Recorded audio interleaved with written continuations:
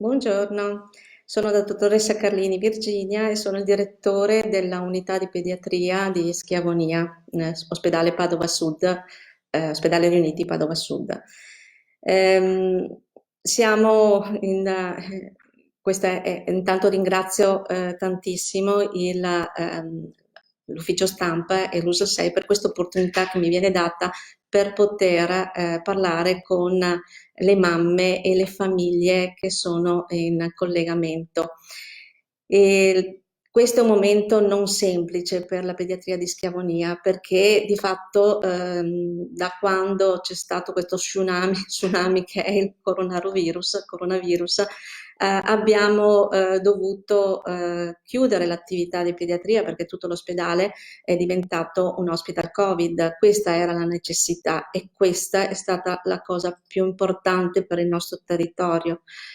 E adesso noi ci stiamo organizzando per poter comunque dare un supporto assistenziale a tutte le mamme e i bambini nell'ambito del territorio. Quindi in questa fase stiamo attivando degli ambulatori pediatrici, ma non solo, in particolare un ambulatorio per i primi giorni di vita del neonato, in modo che le mamme che andranno a partorire nei punti nascita dell'USL 6, quindi Campo San Piero Cittadella, piuttosto che altre del Veneto, nel momento in cui ritornano avranno comunque un supporto sostenuto dalla pediatria, dove c'è sempre un pediatra, dove c'è un'ostetrica e dove c'è un'infermiera.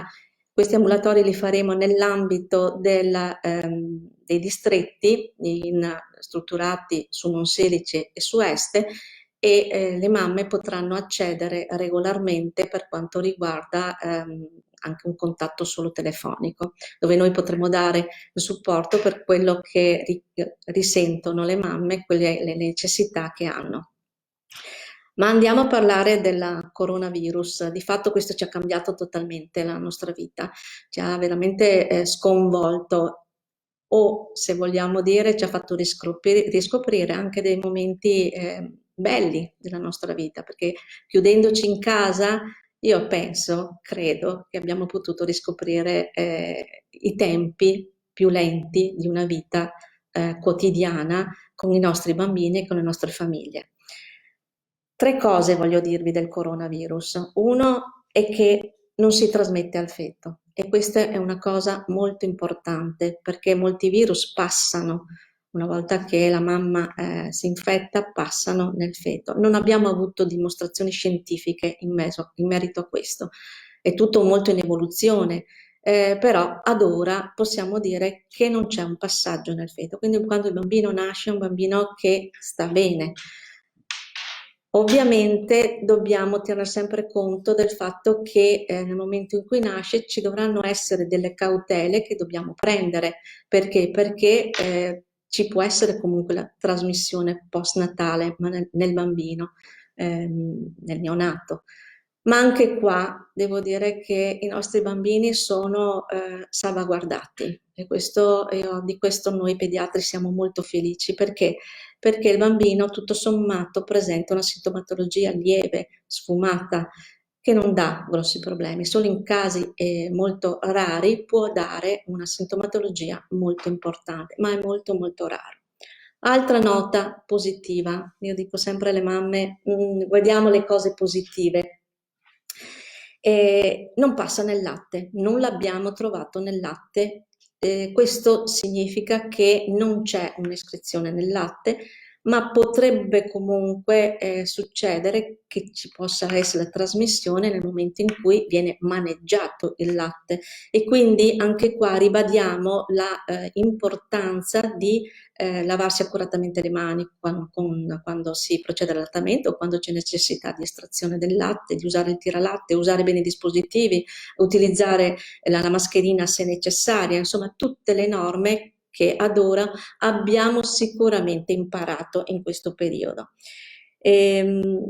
Tutto questo è decisamente favorevole per i nostri bambini e questo ci permette anche di essere un pochino più tranquille nella gestione del bambino a domicilio, nel momento in cui nasce il bambino, la mamma dovesse risultare positiva ma asintomatica, quindi è nelle condizioni ottimali per poter accudire il suo bambino comunque, basta che stia attenta alle procedure di evitare il contagio, quindi di lavarsi accuratamente le mani, mettersi le mascherine e procedere anche al distanziamento dal bambino nel momento in cui non lo accudisce, quindi fare tutte queste cose che permettono una massima attenzione. Tutte queste precauzioni, diciamo, che sono importanti, che voi tutti conoscete sicuramente, verranno comunque ribadite nel momento in cui ci contatterete in questo ambulatorio. Qualsiasi domanda voi farete, ovviamente cercheremo di darvi la risposta ottimale e personalizzata, perché un'altra cosa che dobbiamo sempre tener conto è che ogni bambino, ogni mamma, ogni famiglia ha una sua storia, per cui in questo momento particolare, ma sempre va comunque valutato tutte le situazioni, le particolarità di ogni famiglia e di ogni mamma col suo bambino. Detto questo, che diciamo che mi permette di dare una garanzia di ridurre un po' l'ansia che può crearsi in questo momento di parto e di nascita di bambini, passerei a un'altra cosa che riteniamo molto importante. Il fatto che il bambino venga accudito normalmente e venga gestito normalmente a domicilio, questo permette anche di sostenere assolutamente l'allattamento.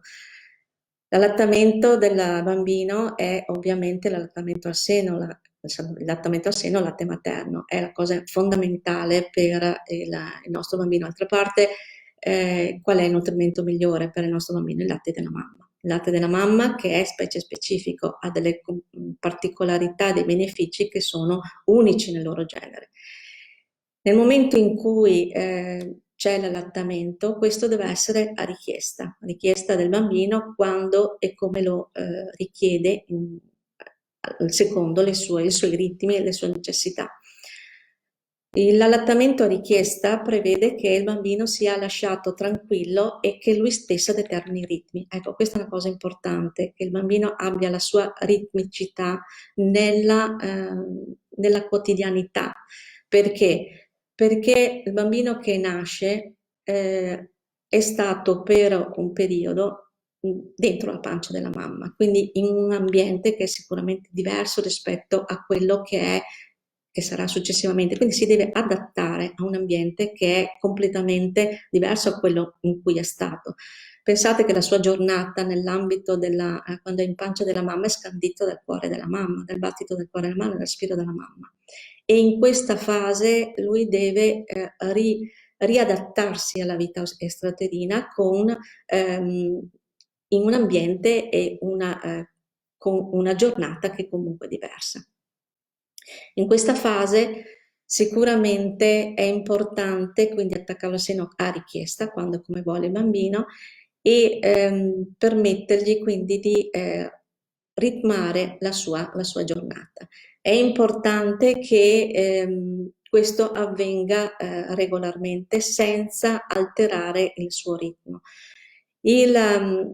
Ieri sentivo il dottor Iorizzo che diceva che i bambini piangono sempre. In realtà piangono quando hanno bisogno di essere accuditi, piuttosto quando hanno bisogno di segnalare qualche loro necessità. È una forma di comunicazione che è importantissima e soprattutto una cosa che noi dobbiamo assolutamente definire è il tipo di pianto del bambino. Quando il bambino piange modulerà in modo diverso a seconda che abbia necessità di essere accudito piuttosto che necessità di alimentazione, piuttosto che altre particolarità, bisogno di scaricare, mal di pancia e altre necessità.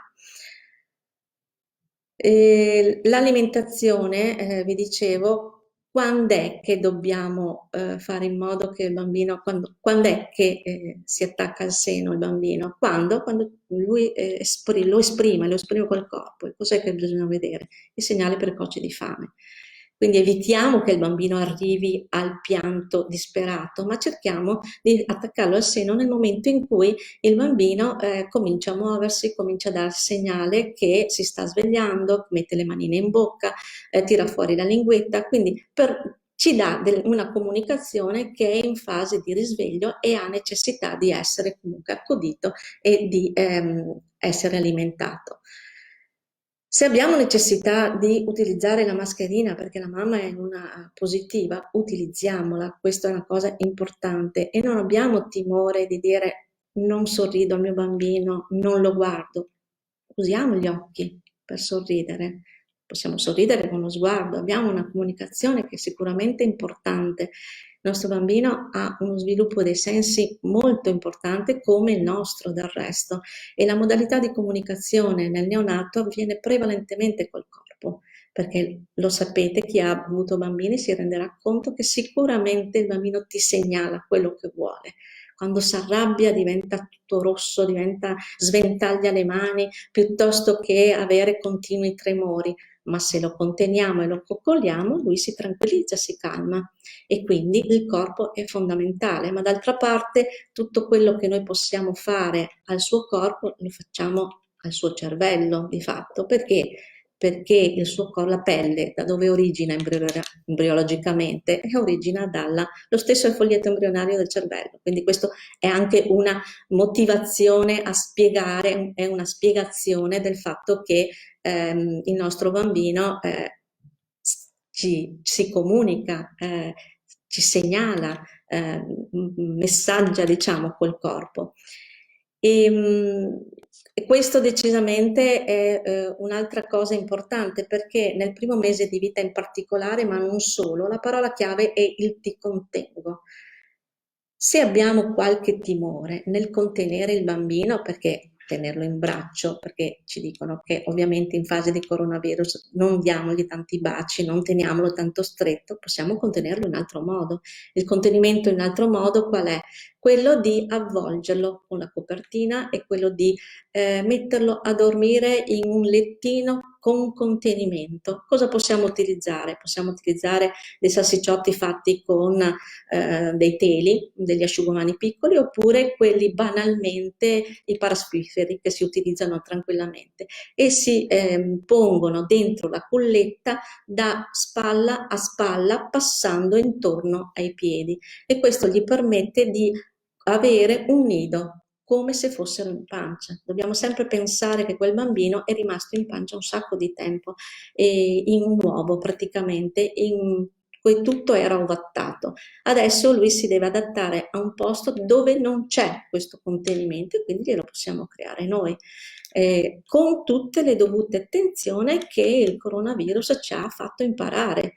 Ma in realtà tutte queste condizioni, queste attenzioni che noi abbiamo dovuto comunque imparare sono attenzioni e particolari che a tutte le mamme la dimissione del nido diciamo. Attenzione, non portateli in luoghi affollati, state attenti se avete raffreddore, lavatevi accuratamente le mani. Quindi tutte cose che comunque noi abbiamo sempre detto come pediatri e neonatologi, proprio per preservare il vostro bambino dall'infezione più banale che è il raffreddore.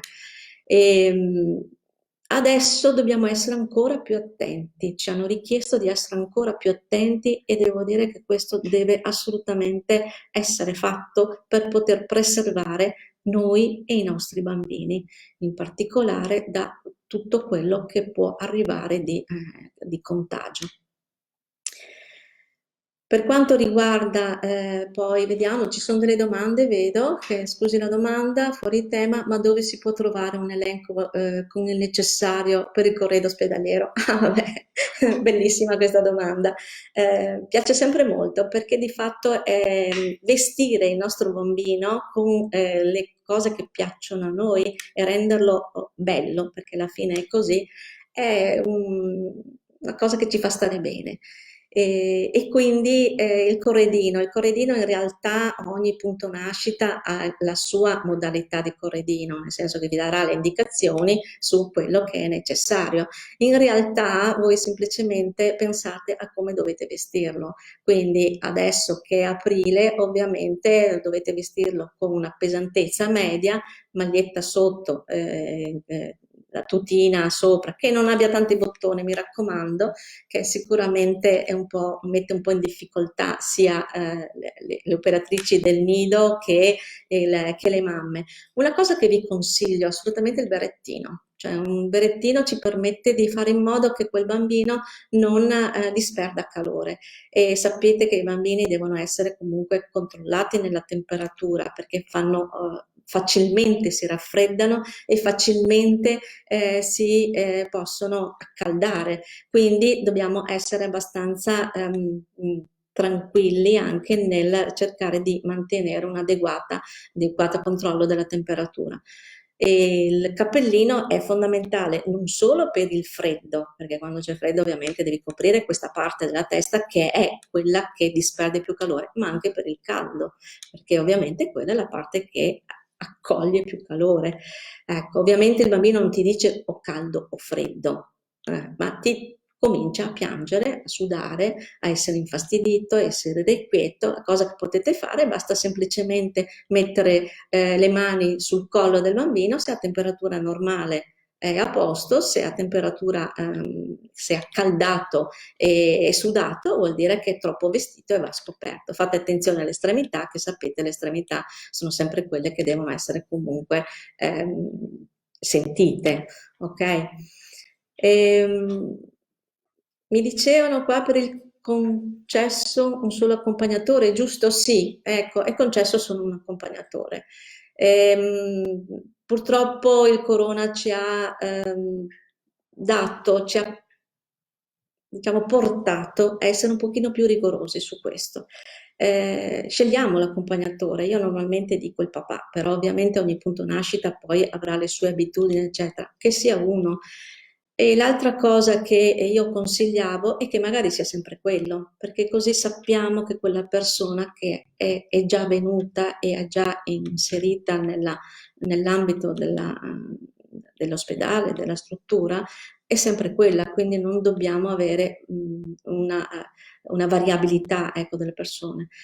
Poi andrete a casa abbastanza velocemente perché chi ha avuto un parto fisiologico, generalmente la dimissione avviene entro le 72 ore, chi lo richiede può farlo anche poi le 48 ore, questo sempre dopo gli screening. Questo ovviamente in rapporto a ogni punto nascita ha le sue peculiarità e quindi ovviamente ci si dovrà confrontare con gli operatori di quel punto nascita. Un'altra domanda, ho provato a guardare sul sito, ho ricevuto un consultorio, ma forse in questo periodo sono chiusi. In realtà i consultori sono aperti e in realtà ovviamente stanno cercando di modulare gli ingressi perché ovviamente non dobbiamo affollare, non possiamo permetterci di avere tanta gente in sala d'attesa, cerchiamo di modulare, di dare risposta alle prestazioni urgenti e quelle di tipo B. Anche nell'ambulatorio che attiveremo cercheremo di fare un filtro telefonico in modo da poter evitare l'affollamento, in modo da dare una risposta a tutti nei tempi adeguati. Questo fino a quando non ci sarà questa emergenza. Ovviamente poi in base anche alle indicazioni che riceveremo cercheremo di essere un pochino più elastici. Però ovviamente anche questo andrà valutato a seconda delle situazioni e delle indicazioni che riceveremo. Abbiamo un'altra domanda, io ho partorito il 18 febbraio e dovevo fare un ECG alla bimba, che poi è stata cancellata, quando si potrà fare? Ecco, io aspetterei la prossima settimana, poi se lei è della zona di Padova Sud, contatti la segreteria telefonica della pediatria e cercheremo di dare una risposta il prima possibile in rapporto anche alle indicazioni che ci vengono date per l'apertura dei servizi. Continuando sulla gestione del neonato, un'altra cosa importante è cercare di, nell'accudimento, di stimolare la sua attività quotidiana, cercando di rispettare i suoi tempi. Quando parlavo del fatto che siamo chiusi in casa e che ci dobbiamo adeguare ai tempi più fisiologici, non siamo di corsa, questo era una cosa che sottolineavo l'importanza per l'accudimento del neonato. E nel momento in cui il neonato si sveglia e deve essere è nella fase di veglia attiva, diciamo così, nel senso che il bambino ti guarda, il bambino si muove, magari appena mangiato, è nella fase di non è, si è ancora assopito, una cosa che possiamo fare è cercare sicuramente di cambiargli postura più volte, nel senso che è un bambino che ha bisogno di non stare sempre nella stessa posizione. In particolare questo ve lo dico perché, se avrete notato, molti bambini stanno avendo un po' la testina piatta, un po' più piatta dietro la nuca. Perché questo? Perché una delle raccomandazioni è quello di far dormire il bambino a pancia in su, ma questo non vuol dire che deve stare tutto il suo tempo a pancia in su, dobbiamo variare la sua posizione e permettergli comunque anche la possibilità di muoversi normalmente. Se lo mettiamo a pancia in giù da sveglio e solo da sveglio, permettere che lui possa ruotare la testa da una parte e dall'altra per poter orientare lo sguardo, orientare l'udito nel momento in cui viene chiamato o coccolato, eccetera. L'altra cosa che vi dico, parlate ai vostri bambini. In particolare, a me piace molto dire questa cosa, cantate ai vostri bambini, non vuol dire cantare a squarciagola, vuol dire cantare anche a bocca chiusa. La ninna nanna è una delle modalità di comunicazione e di accudimento del bambino. E questo è molto importante perché se avete avuto modo di leggere qualcosa sulle nene nanne hanno lo stesso ritmo, ovunque, in Italia piuttosto che in Africa, piuttosto che in Thailandia, in India. E quel ritmo di fondo che viene mimato dalla ninna nanna, dalle cantilene, è il ritmo del cuore della mamma. E torniamo sempre lì, al fatto che il bambino era dentro la pancia della mamma, quindi la sua giornata era scandita dal battito del cuore della mamma. Sono molto affezionata a questa modalità di comunicazione che devo dire in qualche categoria di bambini è fondamentale, li tranquillizza. Il dondolare e il cantargli la ninna nanna gli permette di addormentarsi, permette di stare tranquillo e questo sicuramente è importante, sempre per il fatto del discorso che i bambini non piangono sempre, i bambini piangono quando hanno delle necessità, delle richieste e a volte siamo noi che non capiamo bene. Per quello una cosa che io continuo a dire nei corsi di accompagnamento alla nascita e anche durante le dimissioni al nido, imparate a interpretare il pianto del vostro bambino. Abbiamo ulteriori domande. Ecco, la mamma che partorisce viene sottoposta a tampone, certo, tutte le mamme nel Veneto vengono sottoposte a tampone e questo diciamo che è una garanzia perché di fatto la mamma saprà sicuramente se è positiva o se è negativa. Vi daremo le indicazioni a seconda di che esito avete di tampone. Al di là del fatto che siate asintomatiche o sintomatiche, in quel caso comunque ci si indirizzerà a seconda della situazione. Una cosa che vi voglio dire, nel momento in cui siete sintomatiche, ovviamente verrà privilegiato il fatto che c'è la salute della mamma da salvaguardare e se il bambino deve essere separato dalla mamma abbiate pazienza, lo facciamo sicuramente per voi e per il vostro bambino. Sicuramente potete mantenere la produzione di latte tirando il latte, poi concorderete con i neonatologi, con i pediatri su come come somministrare il latte al vostro bambino. Non entro nello specifico perché poi ogni caso, come spesso vi ho detto, è a sé stante, quindi bisogna assolutamente verificare lo stato di salute della mamma, le condizioni in cui si trova la mamma, eccetera. Quindi non vi dico cose che poi possono essere diverse. Perché di fatto dobbiamo assolutamente seguire le linee guida, le evidenze scientifiche e soprattutto garantire il massimo di sicurezza mamma-bambino. Un'altra è sospesa l'epidurale per il parto? No, in realtà non è sospesa, ve l'ha già detto ieri, ne ha già parlato Iorizzo, sì, si può fare, ovviamente anche questo cercherete di attivarvi dove andate a partorire, ovviamente, perché ogni punto nascita avrà le sue particolarità. E qualche consiglio per le coliche? Le coliche. No, rido perché sapessi, non abbiamo ancora capito perché i bambini hanno le coliche, in realtà piangono. Noi pensiamo che abbiano le coliche, ma potrebbe avere anche mille altre cose. È una modalità che hanno di comunicazione, potrebbe essere la pancina piena d'aria, perché può capitare, e quindi hanno una pancia, la pancia gli fa male, perché? Perché mangiano troppo velocemente e si riempie d'aria. E allora in quel caso cos'è che dobbiamo fare? A parte cambiargli posizione, a parte per chi è vorace, e ce ne sono di voraci che sembrano che siano 20 anni che non mangiano, a parte che se sono voraci cercare di rallentare, quindi staccandoli, se ci riuscite, dal seno e cercandoli di dargli l'alimentazione un pochino più lentamente. Altra cosa importante è massaggiare la pancina per cercare di fuoriuscire l'aria nel momento in cui la pancia ci permette, è piena d'aria, quindi ci sono tutta una serie di tecniche che permette di fare in modo che la pancia diventi meno tesa.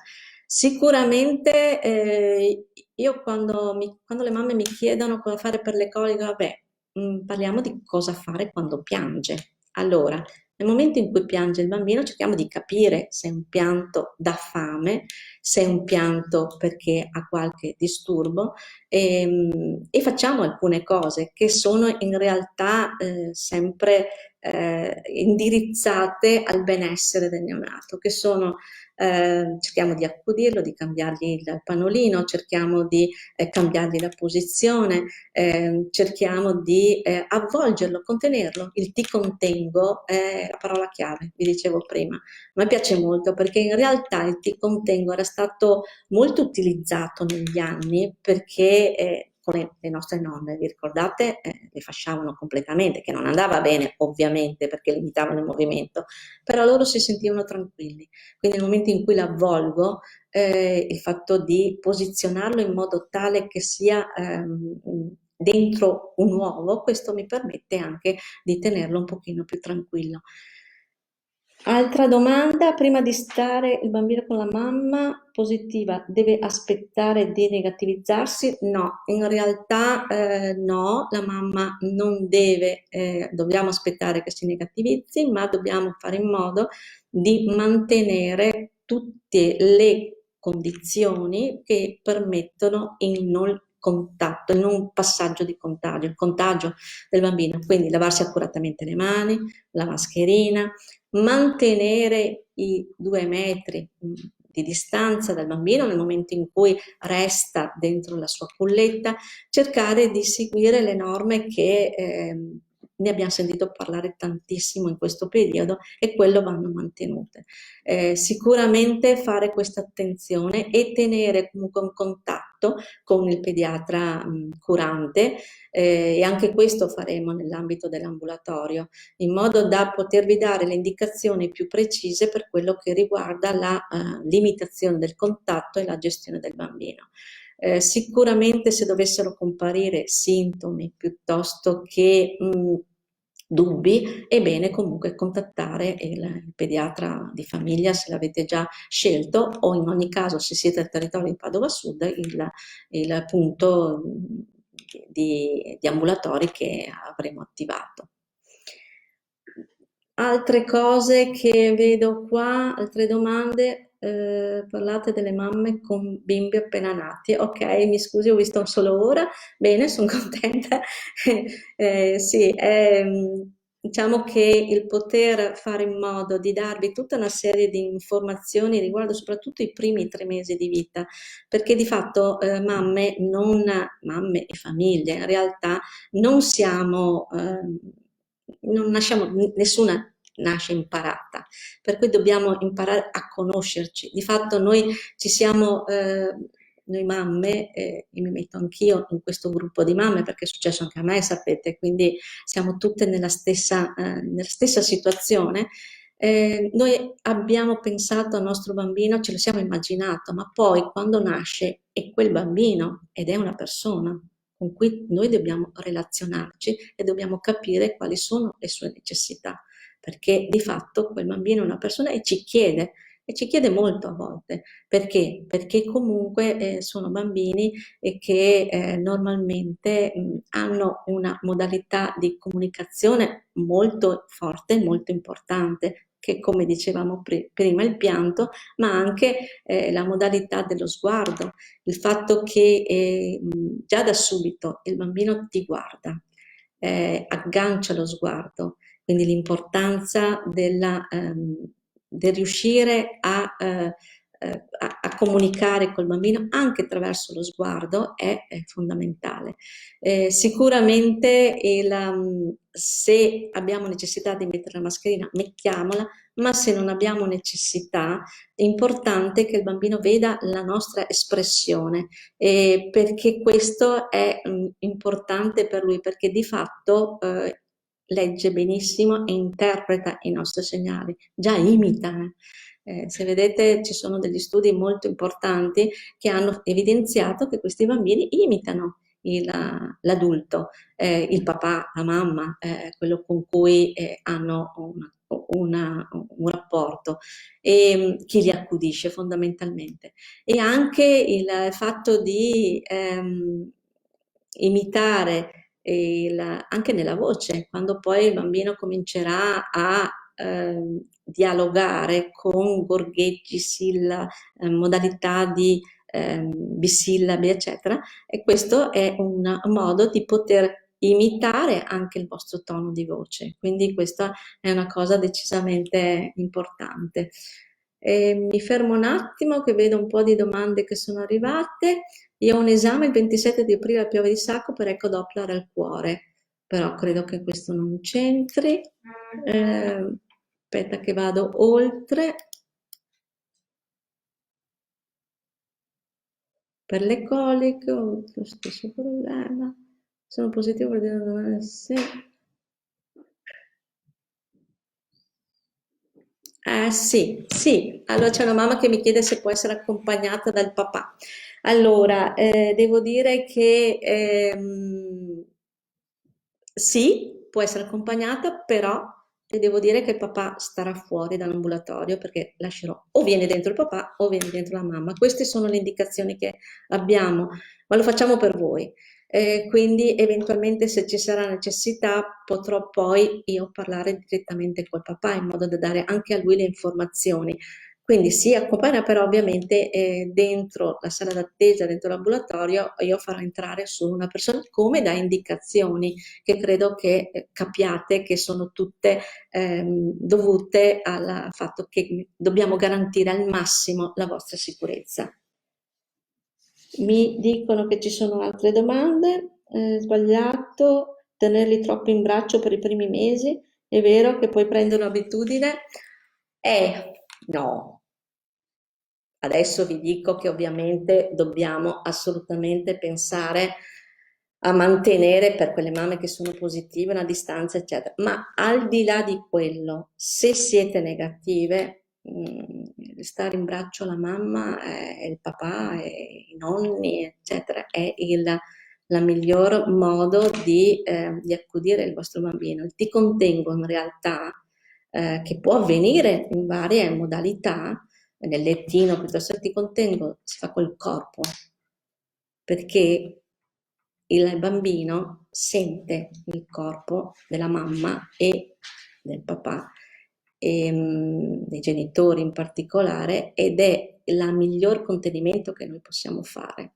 Non abbiamo timore di abituarli.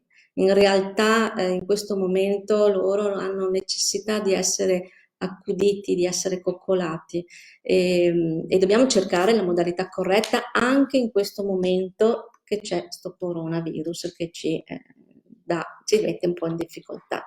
Ma se noi siamo negative, se il bambino sta bene, se io sto bene come mamma e come papà, li teniamo in braccio. È la cosa più bella che può esserci, tenersi in braccio il proprio bambino.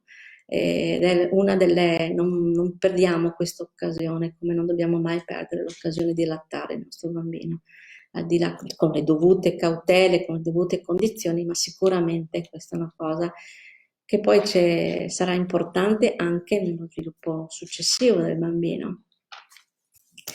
Mi dicono che ci sono altre domande, sono la 36esima settimana, devo già scegliere il pediatra di famiglia.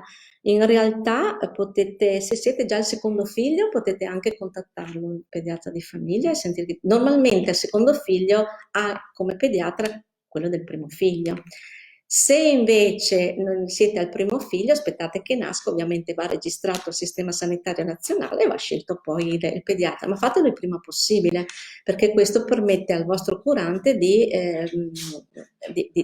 poter subito essere presente per quanto riguarda la gestione del bambino, di essere di supporto nel momento in cui avete necessità. Quali sono i primi controlli dopo la nascita? Beh, il primo controllo dopo la nascita, quelli del pediatra di famiglia, vi sto dicendo. Il pediatra di famiglia in genere avviene il bilancio di salute al primo mese di vita e poi il terzo mese e così via. Questi sono i bilanci di salute. Quelli che poi ogni ospedale, ogni punto nascita avrà le sue particolarità. Di fatto io con l'ambulatorio che stiamo attivando sul territorio, nelle varie sedi di Este e Monselice, è perché noi facevamo un ambulatorio post dimissione nell'arco del primi 30 giorni di vita, dove con il supporto dell'ostetrica, dell'infermiera del nido si aveva un'attività multidisciplinare per la gestione soprattutto del primo mese, che era quella che metteva un po' più in difficoltà la mamma con l'accudimento del suo bambino, e questo per permettere comunque diciamo, un supporto per tutto quello che può accadere nel primo mese di vita. Abbiamo annullata la eco di nostra bimba, possiamo anche farla più avanti, ora a 3 mesi. In realtà anche questo ci stiamo attivando per poterla fare il prima possibile, perché sapete che l'ecografia, immagino che sia l'ecografia cerebrale che mi sta chiedendo, sì, deve essere fatta in tempi appropriati, nel senso che l'ecografia cerebrale è un esame che deve essere fatto da una finestra che è la fontanella. La fontanella si chiude a un certo punto, quindi più piccolo il bambino, più mi permette di essere più precisa nell'ecografia. Comunque per tutti, telefonate in pediatria al numero della segreteria della pediatria, che è lo 0429 715700. Lì troverete un'infermiera e dite le problematiche, poi vi chiameremo sicuramente per poter dare una risposta a tutte le vostre necessità. I libri vengono, allora, Cinzia, bellissima iniziativa, tengono tanta compagnia, soprattutto in questo periodo, perché la musica è importante. Sì. No, la musica è importante, anche i libri, leggete ai vostri bambini. Voi sapete che ci sono delle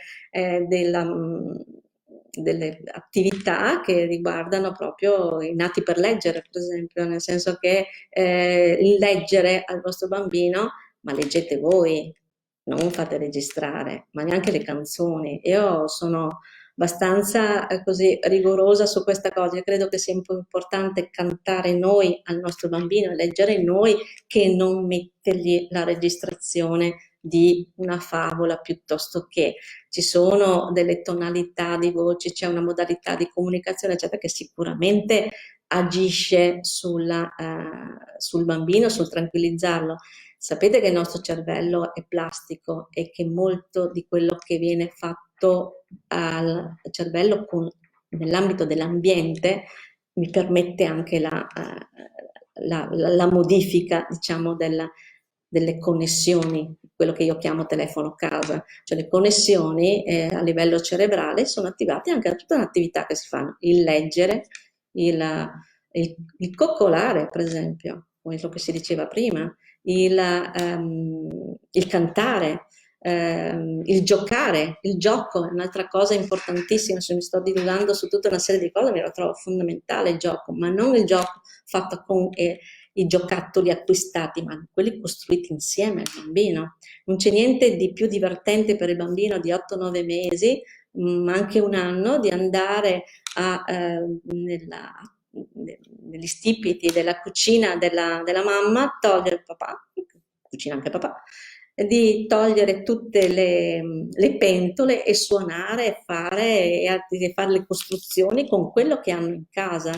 Quindi lì c'è tutta un'attività meravigliosa che ritengo che deve essere comunque fatta. Sfruttate questi periodi che state in casa con i vostri bambini, perché secondo me questo vi dà anche la possibilità di prendervi il tempo e vedere i ritmi dei vostri bambini, perché questo vi permette di poter capire e giocare con i vostri bambini in modo anche da